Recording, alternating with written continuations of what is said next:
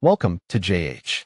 BurnerApp.com claims to be the original second phone number app, designed to protect your privacy and help you organize your social circles. Because apparently, managing one life with one phone number is just too mainstream for the modern age. But is it actually legit? Let's look at the numbers.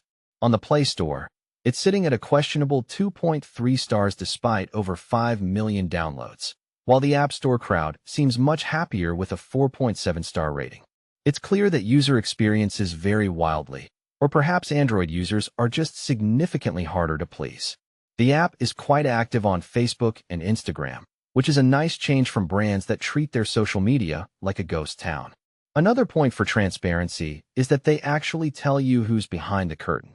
Founders Will Carter and Greg Kahn, knowing there are real humans running the platform, makes it feel much more trustworthy than an app run by 3 raccoons in a trench coat. They even provide a full set of contact details, including a physical address. It's a bold move to give out your address when your product is literally designed to help people stay anonymous.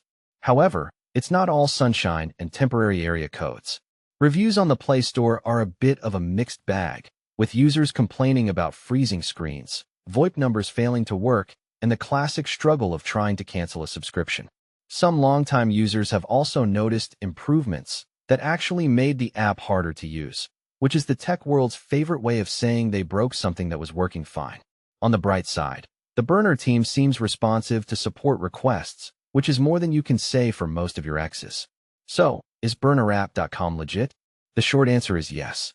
It's transparent, well-established, and available on all major platforms.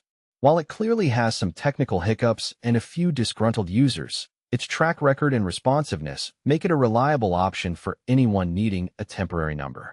Thanks for sticking around until the end.